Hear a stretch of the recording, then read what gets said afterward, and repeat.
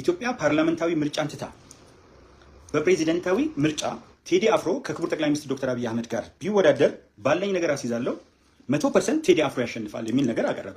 ጠቅላይ ሚኒስትር አብይ አህመድ እና ቴዲ አፍሮ ቢወዳደሩ ቴዲ ቢፈልግ ማለት ነው ቴዲ አፍሮ ቢፈልግና ወደ ፖለቲካ ቢገባ የኢትዮጵያ ምርጫን ፕሬዚዳንሻል ከሆነ ቴዲ አፍሮ ሳይቀሰቀስ ኢትዮጵያ ውስጥ ሳይኖር ውጭ ሀገር ኮንሰርት እየሰራ በሌለበት ተመዝግቦ ከጠቅላይ ሚኒስትር አብይ አህመድ ጋር ቢወዳደር በላንድ ስላይድ እንደሚያሸንፍ ባለኝ ነገር ሁሉ አስይዛለሁ። 100% ቴዲ አፍሮ ያሸንፋል የሚል ነገር አቀረበ እና ጋዜጠኛው መልካም ነገሮችን ያቀርባል፣ የሐሳብ ፍጭቶች እንዲከናወኑ ያደርጋል፣ የራሱንም ሐሳብ ያንሸራሽራል። ገለልተኛ ለመሆን ምንም እንኳን ባያዝ ብዙዎቻችን ጋር ቢኖርም ገለልተኛ ለመሆንም የሚሞክርባቸው ነገሮች አሉ። ነገር ግን ቴዲ አፍሮ ለምርጫ ቢወዳደር መጀመሪያ ለመወዳደር ምን አይነት ብቃት ያስፈልጋል፣ ሀገር በዘፈን ይመራሉ የሚለው ትቼ እንደው ዝም ብሎ ግን መጀመሪያ ወደ ኋላ አብራራዋለሁ። ይሄ ተራ ገለባ በሆነ አስተሳሰብ እንኳን ብንገባ በእርግጠኝነት 50% ከሚሆነው የኢትዮጵያ ሙስሊም 99%ቱ ቴዲ አፍሮ ነው ይመርጥ። እስልምና ዘፈንን አያበረታታም፣ በዘፈን ሀገር እንደማይመራም ያውቃል። መጥፎ ነው ብሎ እንኳን የሚያስብ ገለልተኛ ቢኖር ዶክተር አብይን ይመርጣል። ምክንያቱም የኢትዮጵያ ሕዝብ የሚመራው ሰው ነው የሚፈልገው። ከዛ ቴዲ የዘፈነ ሊመራው ነው በፕሬዚደንሻል ሲስተም። ውድድሩ አመራርነት ነው። ሩጫ ቢሆን ሩጫ ነበር፣ ሙዚቃ ቢሆን ሙዚቃ ነው። ዶክተር አብይ ያዘፍነው። ለመሪነት ስታወዳደር የቴዲ አፍሮ የመሪነት ተሞክሮ ምንድን ነው?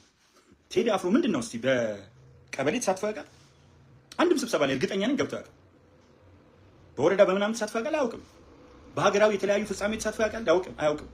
የማኔጅመንት መርህን የተወሰነ ትንሽዬ ቢሆን ኮርስ ወስዷል? አልወሰደም። አይ አም ኳይት ኮንፊደንት። ዶክተር አብይ እኮ በውትድርናው ዘርፍ ብትሄድ እስከ ከፍተኛ አመራርነት ስለሄደ ደህንነቱንም በወታደራዊ ደህንነቱ ስለሚያውቅ ሀገር በምን መልኩ እንዴት አድርጋ ከጥቃት ጉዳት ሊደርስባት እንደሚችል ያውቃል። ፒስ ኤንድ ሴኩሪቲን በመጨረሻው ደረጃ ስላጠና እንዴት አድርጎ ሰላም እንደሚረጋገጥ ሴኩሪቲ እንዴት እንደሚሰራ አሳምሮ ያውቃል። ከጥናቶቹ ብቻ ብንነሳ በኢንፎርሜሽን ቴክኖሎጂ ምናምን በወዘተርፈ ላወዳደራቸው አልችልም። ያለ ልምድ ያለ ምንም አይነት ተሞክሮ ኢትዮጵያ እኮ 130 ሚሊዮን ህዝብ ያላት ናት። የተለያዩ እምነቶች፣ የተለያዩ ባህሎች፣ የተለያዩ የፖለቲካ አመለካከቶች፣ የተለያዩ ውጥንቅጦች ያሉባት ናት። እንግዲህ 59% የሀገሪቱ ኢኮኖሚ ዕዳ የነበረበት ነው። ዶክተር አብይ ሲመጣ 59% እንዴት አድርጎ ነው ቴዲ ይህንን የሚፈታው? ሰዎች ሰብስቦ ከሆነ ዩኒቨርሲቲ የሆነ ሰው የሚያውቃቸውን ቆይ እከሌ ያለ እየተባለ ነው የሚመጣው። በየትኛው መስተጋብር ውስጥ የለም። ይሄ በወታደራዊ መስተጋብር ውስጥ አለ። ለውድድር እነዚህ ሰዎች ሁለቱን ለማቅረብ መሞከር ትንሽ ከበድ ማለት ብቻ ሳይሆን አሳን በሬ ብዙ ጊዜ የሚገልጸው አገላለጽ ነው ከድንቢጥ ጋር የማወዳደር ያህል ወይም ቁራን ከንስር ጋር የማወዳደር ያህል በጣም ሰፊ የሆነ ልዩነት አለ። ክቡር ጠቅላይ ሚኒስትር ዶክተር አብይ አህመድን ላያወርዱት፣ ከልብ ከሰፊው ህዝብ ከኢትዮጵያ ህዝብ ልብ ውስጥ ላያወጡት፣ ከተሰቀለበት የከፍታ ማማ ወይም ሰገነት ዝቅ ላያደርጉት፣ ከቴዲ አፍሮ ጋር አውርዶ ለማነጻጸር ሲሞክር ዓላማው ግልጽ ነው። 100% ምን አስይዛለሁ? ያለኝን ነገር ሁሉ አስይዛለሁ። ለምን ታስይዛለህ? የለፋበትን ነገር ለስሜት ቁማር፣ ለስሜት ለማይሆን ስሜት ቁማር። ቴዲ አፍሮ ለኢትዮጵያ ፕሬዚዳንትነት ይመረጥ ቢባል የመጀመሪያው እታነቃለሁ የሚለው ጀዋር ምንም አይነት ጥያቄ የለውም። እታነቃለሁ ነው የሚለው። ሊትራሊ እታነቃለሁ፣ ሞታለሁ ነው የሚለው።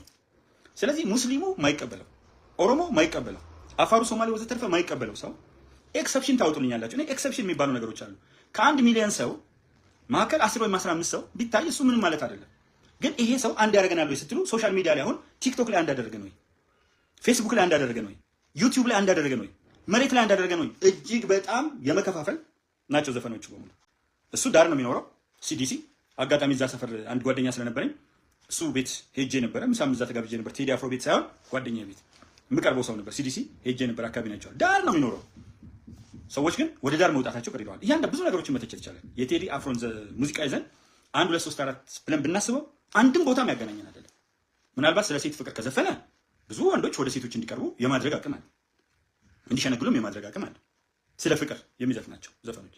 ስለ ባህል ቢዘፍን ምንም አይደለም፣ ባህሎችን ከማሳደግ አንጻር። ፖለቲካዊ ይዘት ያላቸው መልእክቶቹ ግን አብረው አይኖሩም። ስለዚህ በምን ስሌት ነው ይህንን ሰው ከክቡር ጠቅላይ ሚኒስትር ዶክተር አብይ አህመድ ጋር ማወዳደር የሚቻለው? ይሄ ሰው በሲቪል ከታች እስከ ላይ፣ በወታደር ከታች እስከ ላይ፣ በደህንነት ከታች እስከ ላይ፣ በሳይንሱ ዓለም የተማረውን ሳይንስ ብቻ ሳይሆን ስለ ኤአይ ዩኒቨርሲቲ ላውራላ አልችልም። ይቺ ሀገር እውነት ለመናገር ፕሮፌሰር መስፍን ወልደማርያም እንደተናገሩት እኚህ ሰው በደንብ አስተውለዋል። ለኢትዮጵያ ሕዝብ ከእግዚአብሔር የተላከ ስጦታ ሲሉ ዶክተር አብይ በመጣበት ድባብ ውስጥ መሳሪያ የታጠቁ የአገር ድርጅቶች ባሉበት እርስ በርሳቸው የሚሻኮቱና የሚራኮቱ ጀዋር ይሳደብ የነበረውን ታስታውሳቸው። እነዚህ 500 የሚሆኑ ባለጌዎች አንድነት የሌላቸው ምናምን አለ የአማራ ጽንፈኞች ወያኔዎችን ህዋቶችን ደግሞ እነዚህ የጨፈጨፉን የገደሉ ያሰቃዩን ምናምን አለ። በዛ የገነገነ የነ ጀዋር ፍላጎት፣ በዛ የገነገነ የደህንነት መዋቅራችን እንደገና ሊያንሰራራ ይችላል በሚለው የህወሓት ፍላጎት፣ በሌላ አቅጣጫ ተነስቶ የነበረው የጽንፈኞች እነዚህ አንድ ላይ ሆነው ሀገራችን በእርግጠኝነት እዚህ ጋር ነው መወዳደር የሚቻለው። ሶሪያም፣ ሊቢያም፣ የመንም ሶማሊያም አይተው የማያውቁትን ስቃይ እናይ ነበር። በዚህ በኩል የሃይማኖት ጽንፈኞች አማኙን ያገዳድሉታል። በዚህ በኩል የብሔረሰብ ጽንፈኞች ብሔረሰቦችን ያገዳድላሉ። አቅጣጫ የለሽ ነበር ጋብቻችን ምናችን። እንግዲህ አስቡት ሩዋንዳ ውስጥ የተፈጠረውን 1994 የሩቅ ጊዜ ታሪክ አይደለም እኮ። በ100 ቀናት ውስጥ 800,000 ሰው ነው ህይወቱን ያጣው። በአንድ ሳምንት 700,000 ነው። ከዛ አነስተኛ እንትን ውስጥ እኛ ጋር ምን ሊፈጠር ይችል ነበር? ለዚህ ነው ፕሮፌሰር መስፍን ወልደማርያም ይህ ሰው ከፈጣሪ ለኢትዮጵያን የተሰጠ ስጦታ ያሉት እና ሰውየው ይለያል። ብዙ ቦታ ላይ ይለያል እያሉ የሚጽፉ ሰዎች አሉ። እውነት ነው ይለያል። በኢትዮጵያ ታሪክ ውስጥ እንደዚህ አይነት መሪ አይተን አናውቅም። ኦል ሳይድድ የሆነ ብቃት ያለው ሁለመናዊ ብቃት ያለው አይተን አናውቅም። ወታደራዊ ብቃት፣ የሲቪል ብቃት፣ የደህንነት ብቃት፣ ነገን አሻግሮ ማየት፣ ታሪክን ማየት፣ ከተለያዩ ሁኔታዎች አንጻር እያንዳንዱ ችግር ወደ እድል የመቀየር ችሎታ። ችግርን እኮ ነው ወደ እድል የሚቀይረው። አስቸጋሪ ቦታዎችን ያላሰብናቸው ወደ እድል ይቀይራቸዋል። ከዛ የሚያስባቸው ሀሳቦች ደግሞ ሜጋ ፕሮጀክቶች ናቸው።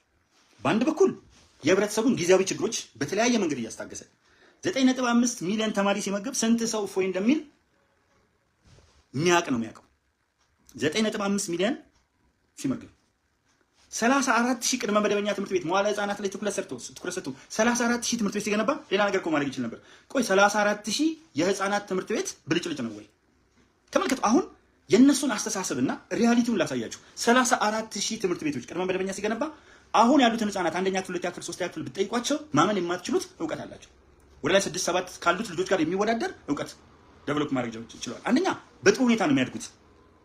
ትምህርት ቤቶቻቸው ውስጥ የተለያዩ መዝናኛ ቦታዎችም እግረ መንገዶችን አሉ። 34,000 45,000 የስፖርት ማዘውተሪያ ስፍራዎች።